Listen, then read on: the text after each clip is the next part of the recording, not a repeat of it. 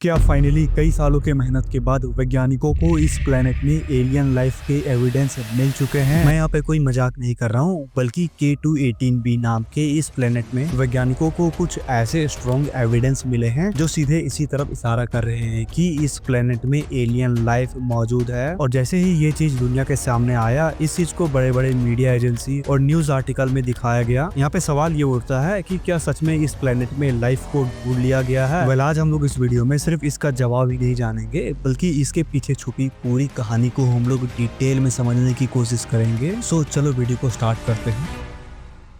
K2-18b नाम का ये प्लेनेट एक एक्सोप्लैनेट है जो हमारे पृथ्वी से लगभग 124 लाइट ईयर दूर मौजूद एक रेड ड्वार्फ स्टार को ऑर्बिट कर रहा है। बेसिकली एक्सोप्लैनेट वो प्लेनेट होते हैं जो हमारे सोलर सिस्टम में मौजूद नहीं होते हैं, बल्कि हमारे सोलर सिस्टम से बियॉन्ड किसी दूसरे सोलर सिस्टम में मौजूद होते हैं। और सबसे पहले एक्सोप्लैनेट को 1992 में डिस्कवर किया गया था और आज 2025 के डेटा के अकॉर्डिंग अभी तक वैज्ञानिकों ने 5943 कंफर्म एक्सोप्लैनेट को लिया है और ये नंबर फ्यूचर में डेफिनेटली इंक्रीज होगा। और इन्हीं एक्सोप्लैनेट में से एक एक्सोप्लैनेट K2-18b है जो कि हैबिटेबल प्लैनेट की कैटेगरी में आता है। वैसे तो एक्सोप्लैनेट को डिस्कवर करने के लिए काफी सारे मेथड मौजूद है, लेकिन ये दो मोस्ट इंपॉर्टेंट मेथड है जिसका इस्तेमाल करके एक्सोप्लैनेट को डिस्कवर किया जाता है, जिसमें से पहला मेथड है ट्रांजिट मेथड और दूसरा है रेडियल वेलोसिटी मेथड। चलो हम लोग इन दोनों ही मेथड को एक करके डिटेल में समझते हैं। फर्स्ट ऑफ ऑल बात करते हैं हम लोग ट्रांजिट मेथड की। तो इस मेथड में जब साइंटिस्ट काफी लंबे टाइम तक एक स्टार को ऑब्जर्व कर रहे होते हैं और जब उस स्टार के सामने से कोई एक्सोप्लैनेट गुजरता है तो वो एक्सोप्लैनेट उस स्टार से रिलीज होने वाले लाइट को कुछ हद तक कम कर देता है। और जब साइंटिस्ट ये देखते हैं कि इस स्टार से रिलीज होने वाले लाइट का अमाउंट कम और ज्यादा हो रहा है और जब ये प्रोसेस एक ही पैटर्न में बार बार दिखाई देता है तो साइंटिस्ट समझ जाते हैं कि इस प्लेनेट के ऑर्बिट में कुछ तो है। और जब साइंटिस्ट इस स्टार की लाइट में हो रहे चेंजेस को बार बार ऑब्जर्व करते हैं तो साइंटिस्ट ये पता लगा पाते हैं कि आखिरकार इस स्टार सिस्टम में कितने प्लेनेट मौजूद है। और इसी के साथ साइंटिस्ट ट्रांजिट मेथड का उपयोग करके इस प्लेनेट के एटमॉस्फेयर में कौन कौन सा गैस मौजूद है इसका भी पता लगा सकते हैं। अब बात करते हैं रेडियल वेलोसिटी मेथड की।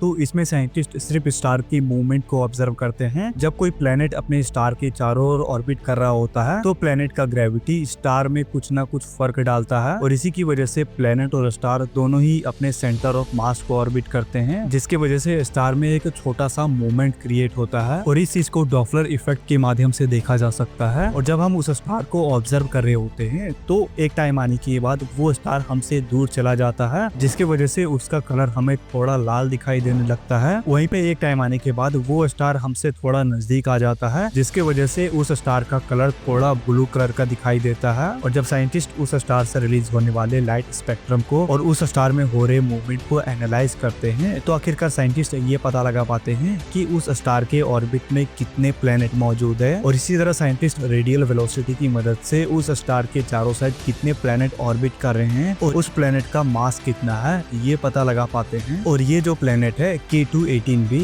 इस प्लेनेट को ट्रांजिट मेथड की मदद से खोजा गया था और इसके बाद साइंटिस्टों ने ये पता लगाया कि ये प्लेनेट एक बहुत ही रेयर प्लेनेट है, क्योंकि पहली बात तो ये प्लेनेट अपने स्टार के गोल्डीलॉक जोन में मौजूद है। इसका मतलब ये है कि इस प्लेनेट में लिक्विड के रूप में वाटर और लाइफ के लिए एक परफेक्ट कंडीशन मौजूद हो सकता है। इसी के साथ इस प्लेनेट का साइज भी ज्यादा बड़ा नहीं है। इस प्लेनेट का साइज हमारे पृथ्वी के कंपेयर में मात्र 2.5 गुना ज्यादा बड़ा है। और अगर हम लोग इस प्लेनेट की मास की बात करें तो ये हमारे पृथ्वी के कंपेयर में 8.6 टाइम ज्यादा है। और इसी के साथ ये प्लेनेट अपने स्टार को मात्र 33 दिनों में ही ऑर्बिट कर लेता है। वेल, ये तो रही इस प्लेनेट की बेसिक जानकारी। तो आखिरकार यहाँ पे सवाल ये उठता है कि साइंटिस्टों को इस प्लेनेट में इतना क्या खास मिल गया है जिसके वजह से साइंटिस्ट ये मानने लगे हैं कि इस प्लेनेट में लाइफ मौजूद हो सकता है। वेल, जब वेब टेलीस्कोप K2-18b को ऑब्जर्व कर रहा था तो वेब टेलीस्कोप ने इस प्लेनेट के एटमॉस्फेयर को खोजा और फिर इसके बाद वैज्ञानिकों ने इस प्लेनेट में ध्यान देना शुरू किया। 2019 में जब हबल टेलीस्कोप इस प्लेनेट को ऑब्जर्व कर रहा था तो हबल टेलीस्कोप ने ये पता लगाया कि इस प्लेनेट के एटमॉस्फेयर में वाटर वेपर मौजूद है। और फिर इसके बाद साइंटिस्टों ने इस प्लेनेट पर और अधिक ध्यान देना शुरू किया। जब हबल ने इस प्लेनेट के एटमॉस्फेयर में वाटर को खोजा तो साइंटिस्टों को पूरी तरीके से भरोसा हो चुका था कि हाँ, इस प्लेनेट में लिक्विड के रूप में वाटर मौजूद हो सकता है, क्योंकि ये प्लेनेट अपने स्टार के गोल्डीलॉक जोन में मौजूद है। इसी की वजह से हो सकता है कि इस प्लेनेट में लिक्विड के रूप में वाटर मौजूद हो। और फिर इसके बाद 2023 में वेब टेलीस्कोप ने फिर से इस प्लेनेट में मीथेन और कार्बन डाइऑक्साइड जैसी गैसों का पता लगाया, और इस डिस्कवरी ने एक बार फिर से साइंटिस्टों को सोचने पर मजबूर कर दिया था